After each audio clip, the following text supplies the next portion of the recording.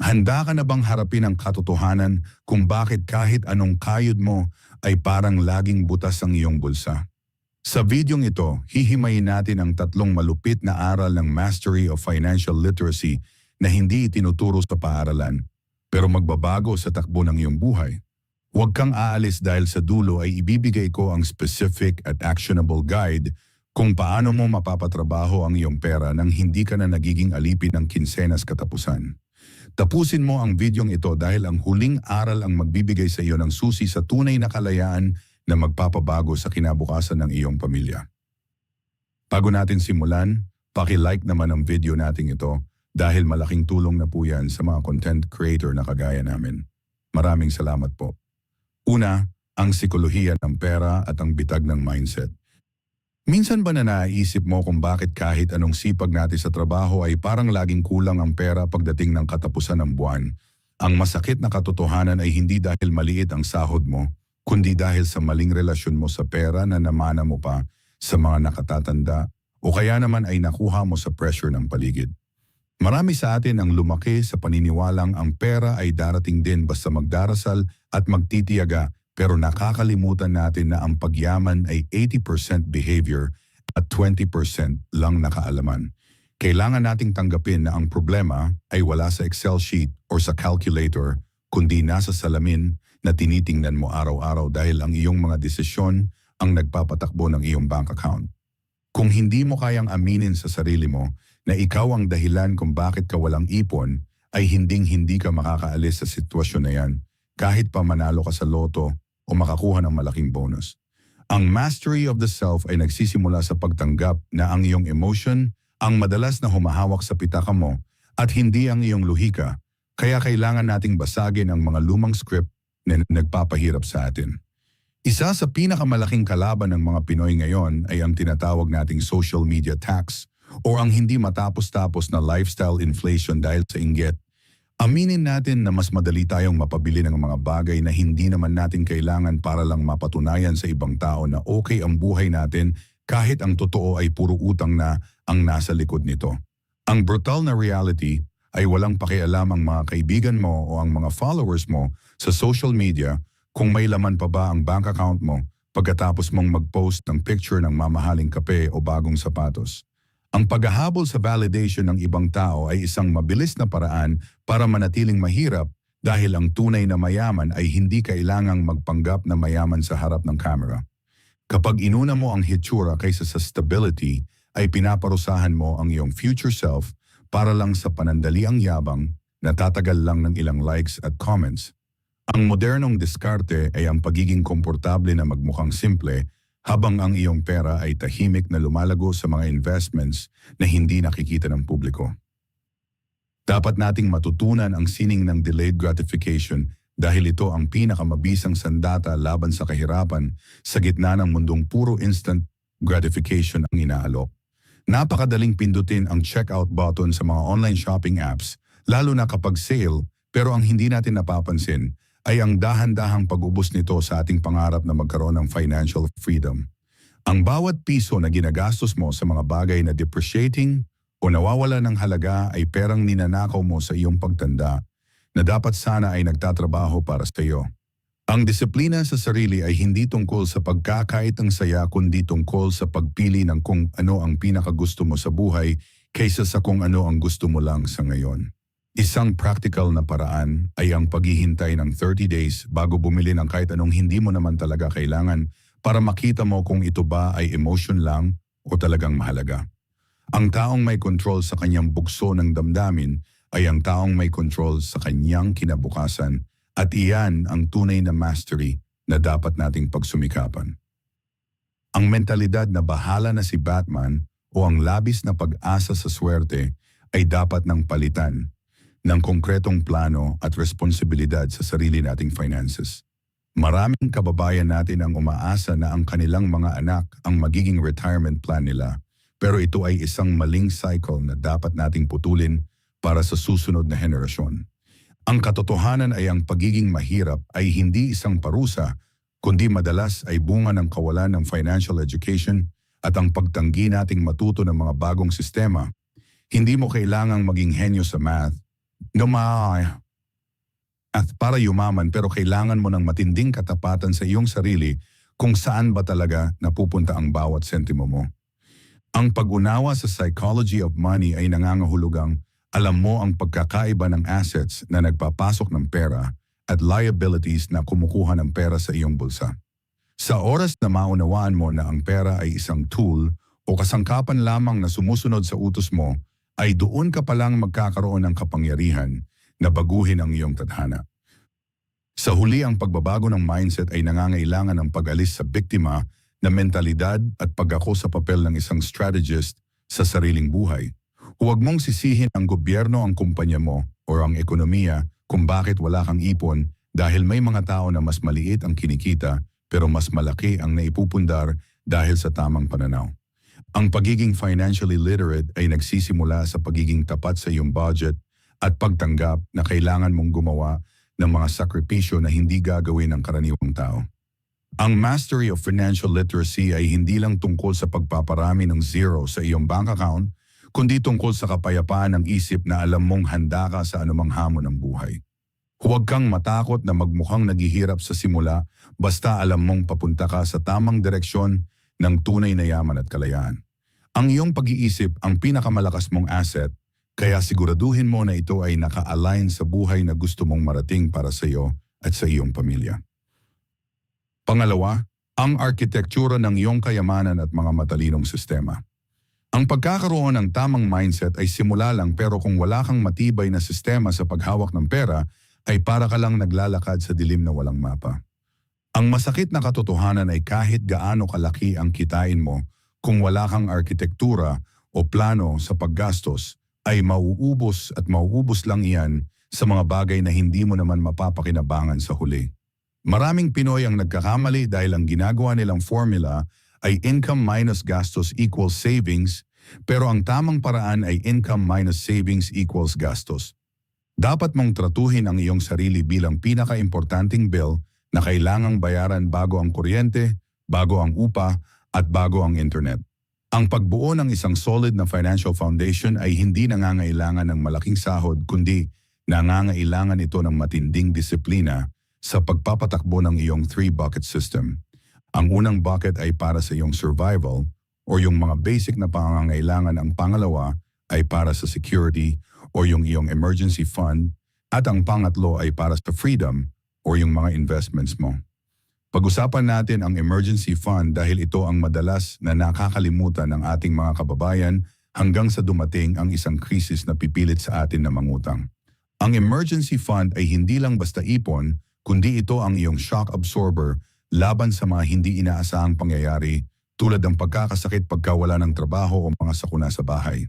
Ang goal mo ay makapagtabi ng 3 to 6 months worth ng iyong monthly expenses and dapat ay nakalagay ito sa isang lugar na madaling kunin pero hindi mo basta-basta magagastos sa luho. Sa modernong panahon ay wala nang dahilan para iwanan ang pera mo sa mga traditional na bangko na may napakababang interest rate na halos kinakain na ng inflation. Gamitin mo ang mga digital banks tulad ng Maya o GoTyMe o C-Bank na nagbibigay ng 5 to 6% interest per year para kahit papaano ay lumalaban ang halaga ng pera mo habang natutulog ito. Ang pagkakaroon ng security fund ay ang pinakamabilis na paraan para mawala ang anxiety o kaba mo tuwing sasapit ang gabi dahil alam mong may sasalo sa iyo kapag nagkaproblema. Isa pang malupit na katotohanan ay ang pagiging alipin ng utang na madalas ay bunga ng maling paggamit ng credit cards o ang pagtangkilik sa mga 5-6 at mabilisang pautang na may mataas na interest. Ang utang ay parang anay na dahan-dahang sumisira sa pundasyon ng iyong bahay at kung hindi mo ito susugpuin ngayon ay hinding-hindi ka makakausad sa pagyaman. Kung ikaw ay lubog sa utang, kailangan mong gumawa ng listahan ng lahat ng pinagkakautangan mo at gamitin ang snowball method kung saan babayaran mo muna ang pinakamaliit na halaga para magkaroon ka ng momentum. O kaya naman ay ang avalanche method kung saan uunahin mong bayaran ang may pinakamataas na interest rate para makatipid ka sa katagalan. Huwag kang kukuha ng bagong utang para lang pambayad sa lumang utang dahil iyan ay isang endless loop na sisira sa iyong kinabukasan at kredibilidad. Ang mastery sa finances ay nangangahulugan na ikaw ang may control sa credit card mo At hindi ang credit card ang may control sa buhay mo at sa bawat kinsenas mo. Dapat din nating pag-usapan ang pagkakaiba ng insurance at investment dahil marami sa atin ang nalilito at nabibiktima ng mga mabulaklak na salita ng mga agents. Ang insurance ay hindi investment, kundi ito ay protection para sa iyong human capital o ang kakayahan mong kumita ng pera sakaling may mangyari sa iyong masama. Bago ka pumasok sa stock market o sa crypto, ay siguraduhin mo munang mayroon kang sapat na HMO or health insurance at term insurance para hindi mabura ang lahat ng naipon mo sa isang iglap lang ng pagkakasakit. Huwag kang kukuha ng mga komplikadong produkto na hindi mo naiintindihan ang bayad at charges dahil ang pinakasimpleng plano ay madalas na siyang pinaka-epektibo. Ang modernong approach ay ang paghiwalayin ang iyong insurance sa iyong investment para mas malinaw sa iyo kung magkano ang binabayaran mo para sa seguridad at magkano ang talagang lumalago para sa iyong future. Ang pagiging practical ay ang pag-alam kung kailan ka dapat magbayad para sa peace of mind at kailan ka dapat sumugal para sa paglago ng iyong yaman.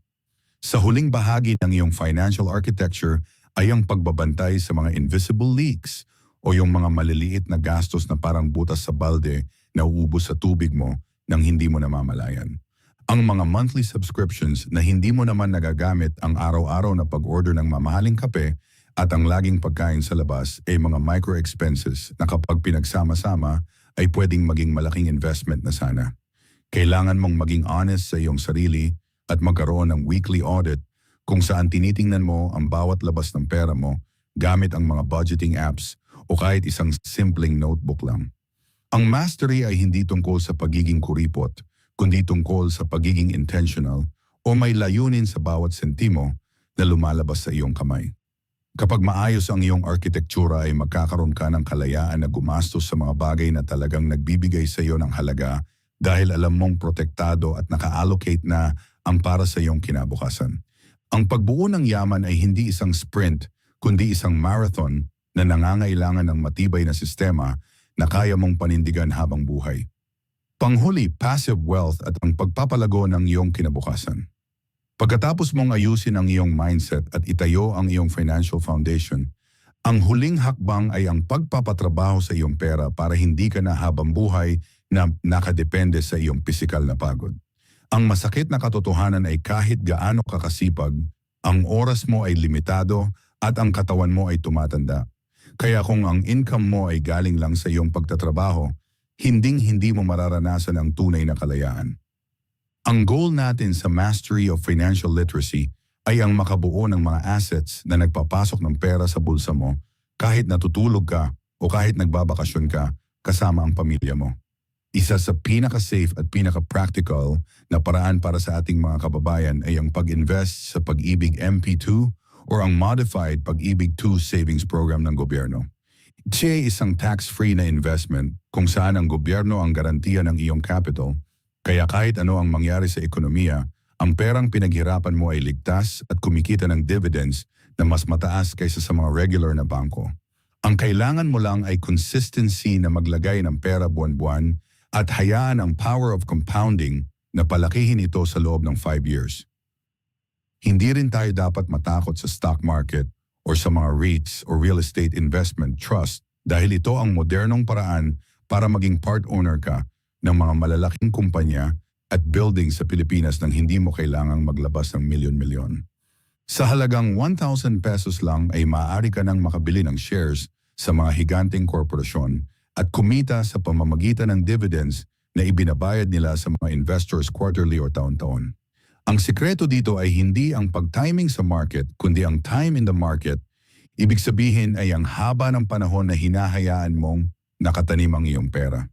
Huwag kang makinig sa mga get-rich-quick scams na nangangako ng dobling pera sa loob ng isang buwan dahil ang tunay na yaman ay dahan-dahang binubuo at hindi minamadali. Ang pagiging matalinong investor ay ang pag-unawa na ang volatility o ang pagtaas-baba ng presyo ay normal na bahagi ng paglago at ang pinaka-importanting sandata mo ay ang iyong pasensya. Sa pamamagitan ng mga REITs, para ka na ring may-ari ng mga mall at opisina na tumatanggap ng renta buwan-buwan nang wala kang iniintinding maintenance o mga nangungupahan.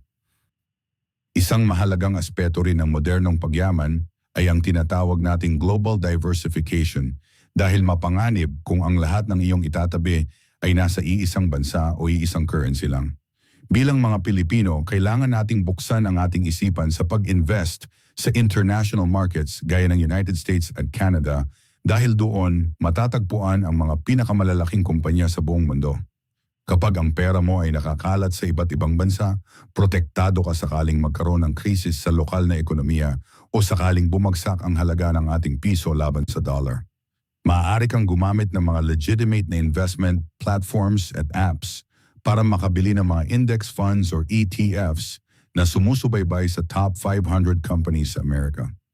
Ito ang tinatawag nating geo-arbitrage sa investment side, kung saan kumikita ka sa mas malakas na currency habang ang gastos mo sa buhay ay nasa mas mababang halaga ng piso. Ang pagiging globally literate sa iyong finances ay magbibigay sa iyo ng edge na wala sa karaniwang tao dahil hindi ka lang nakakulong sa kung ano ang available sa iyong paligid. Dapat din nating matutunan ang konsepto ng retirement plan na hindi umaasa sa SSS o sa tulong ng mga anak dahil ang brutal na reality ay hindi sapat ang ibibigay ng gobyerno para sa isang komportableng pagtanda. Ang mastery ay ang pagbuo ng sarili mong pension fund sa pamamagitan ng pag-allocate ng sapat na porsyento ng iyong income sa mga long-term investments habang bata ka pa. Isipin mo na ang bawat 500 piso na inilalagay mo sa iyong investment account ngayon ay katumbas ng ilang araw na kalayaan mo pagdating ng panahon na gusto mo nang mag-retire. Isang practical na guide ay ang paggamit ng 4% rule kung saan kapag ang iyong naipong investment ay sapat na para mabuhay ka gamit lang ang 4% nito bawat taon, ay masasabi mong financially free ka na. Huwag mong hayaan na maging pabigat ka sa susunod na henerasyon dahil ang pinakamagandang legacy na maiiwan mo sa iyong mga anak ay ang pagiging financially independent mo hanggang sa huling sandali. Ang paghahanda para sa iyong exit strategy ay isang tanda ng pagmamahal sa iyong sarili at sa iyong pamilya dahil hindi ka magiging problema ng kahit sino pagdating ng araw. Sa huli, ang financial literacy ay hindi lang tungkol sa pagpaparami ng pera kundi tungkol sa pagkuha ng iyong kalayaan at oras para magawa ang mga bagay na talagang mahalaga sa iyo. Ang pera ay isang tool o kasangkapan lang na dapat mong masterin para hindi ka nito magawang alipin sa buong buhay mo. Maging honest ka sa iyong progress at huwag mong ikumpara ang chapter 1 mo sa chapter 20 ng ibang tao dahil bawat isa sa atin ay may sariling laban at timeline. Ang mahalaga ay nagsimula ka na ngayon, gumagawa ka ng mga specific at actionable na hakbang at hindi ka sumusuko kahit mabagal ang pag-unlad sa simula. Manatili kang gutom sa kaalaman, maging mapagmatsyag sa mga oportunidad, laging piliin ang direksyon na magdadala sa iyo sa mas malawak na kalayaan.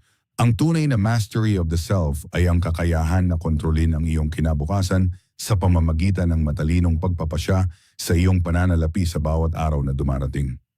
Ang paglalakbay tungo sa financial freedom ay hindi isang karera, kundi isang serye ng matatalinong desisyon na ginagawa mo araw-araw. Natutunan natin na ang tunay na yaman ay nagsisimula sa pag-aayos ng iyong mindset at pag-unawa sa psychology of money upang hindi ka na maging biktima ng emosyon at pressure ng paligid. Sa pamamagitan ng pagtatayo ng isang matibay na arkitektura gamit ang emergency fund at tamang sistema ng paggastos, binibigyan mo ang iyong sarili ng proteksyon laban sa anumang unos. Higit sa lahat, ang paglipat mula sa pagiging manggagawa patungo sa pagiging isang investor gamit ang mga tools tulad ng Pag-ibig MP2 at Global Diversification ang magbibigay sa iyo ng kapangyarihan na kontrolin ang iyong oras. Tandaan na ang mastery ay hindi nakukuha sa isang gabi. Kailangan mo ng disiplina, katapatan sa sarili, at paninindigan sa iyong mga pangarap. Simulan mo na ang pagbabago ngayon dahil ang iyong future self ang magpapasalamat sa bawat sakripisyo at tamang hakbang na gagawin mo para sa iyong kalayaan. Paki-like ang videong ito kung nagustuhan ninyo, mag-comment sa baba kung ano ang natutunan nyo dito, at para sa mga iba pang content like this, mag-subscribe kayo sa ating YouTube channel. Maraming salamat.